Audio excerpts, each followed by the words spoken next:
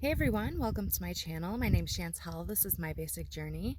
I live and travel in a minivan with my dog Joey, and we've been on the road for over 3 years. I've been making videos every single week, and I have always wanted a drone.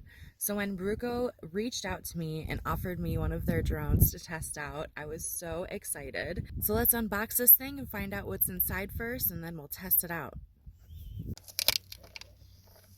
The model that we're going to be testing out is the F11GIM2, and my favorite thing right off the bat is the price of it.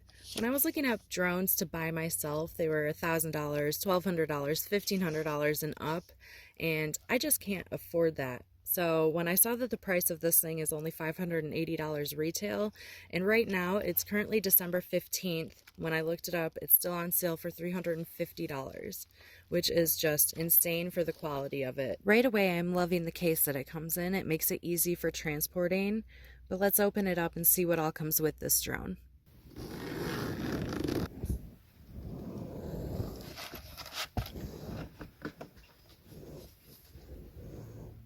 So here she is, the main attraction, the drone itself. She feels sturdy in the hands, but still lightweight. And I love that it comes with a camera case. The battery's on top there. Here's the controller that it comes with. It hooks up to your phone, which is really nice. And it comes with a spare battery, which I love. It says online that each battery lasts up to 30 minutes of flight time. So it gives you about an hour with both batteries here.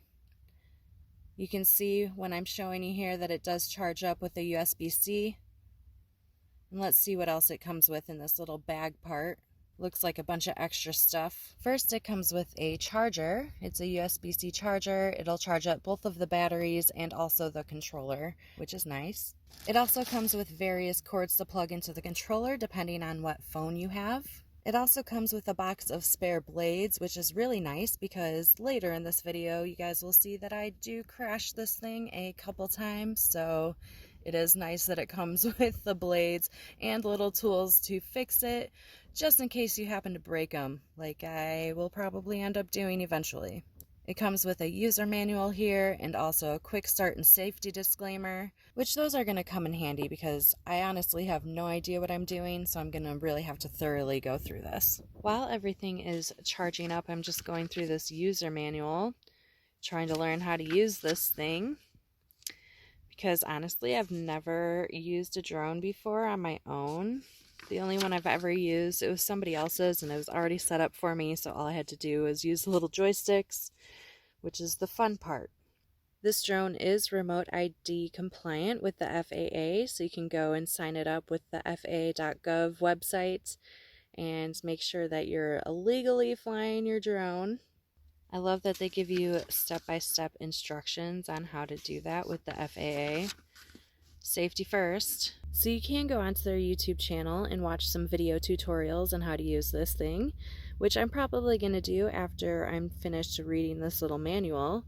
But it looks like I do have to download an app, the Ruko Drone app, which you can scan the QR code here. So I'm going to finish reading up on this user manual, and then I can download the app, watch some videos, and then we're going to be ready to fly this thing. She is all charged up and ready to fly. Look at that camera. We got a dual axis gimbal camera on there, 4K. It does say that if you use a micro SD card that the footage will come out with better quality than having it go straight to your phone. So we did put a little micro SD card in there. We're going to try and see if that makes a big difference with the quality or not. But she is ready to fly, ladies and gentlemen. So let's set up this app and get her working with my phone. Get her off the ground.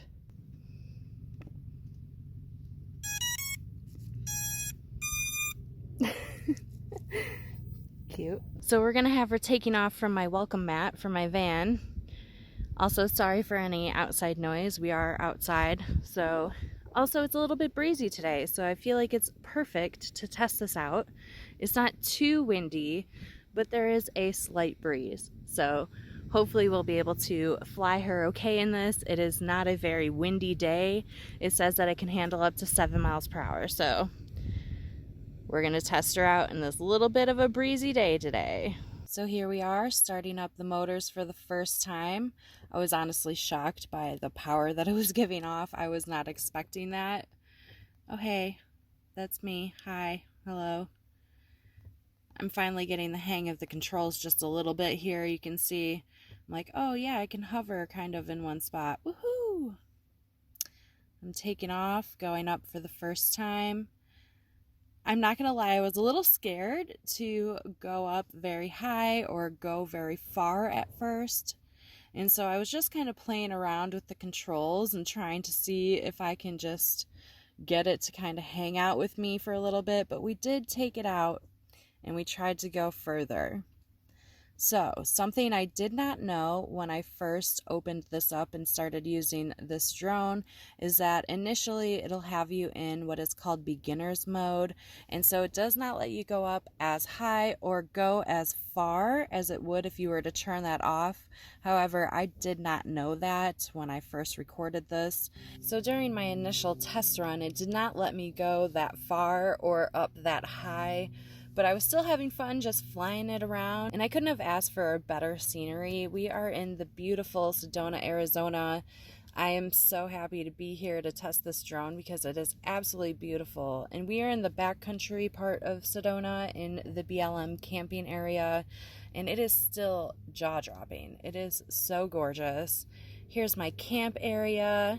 Hey, camp. And I have to say, even if I didn't have an SD card to allow me to use the 4K, the footage coming out at 720p was still really good in my opinion. And I was very pleased with the quality that came out of this, even though I didn't have that 4K. So the first feature that I tried on my initial test run was the return to home feature, which is so nice. All you have to do is press return to home and the drone will immediately start flying back to where you originally launched off from and will land right there. Unfortunately, the only problem that I had with that is where I launched off from, I was surrounded by a little bit of brush. I am in the desert, and so my first landing was a crash landing even though I used the return to home feature. Okay, we have a much bigger launch pad area now. Hopefully that'll help with landing. Nothing it can crash into within a few meters. So here we are doing our second test run on the F11GIM2 from Ruko.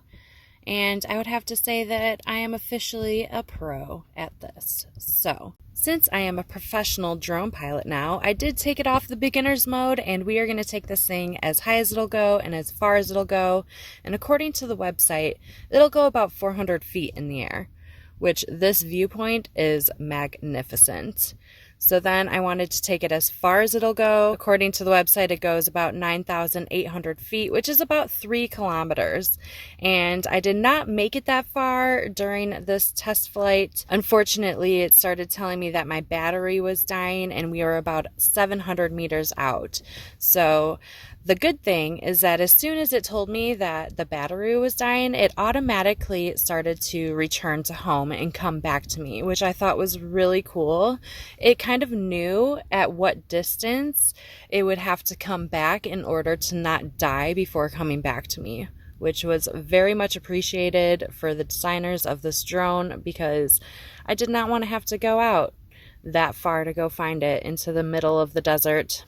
And even though I am a total noob, I am having so much fun just learning how to fly this thing around. Like, look at me down there. Look at how cool that is. Hey! I've also been having a lot of fun playing with the different settings that you can use with this drone. One of them is called a circle fly, and you can choose where you want your drone to be, and it'll do a simple circle just in that spot, and you can choose the radius of how big you want your circle to be.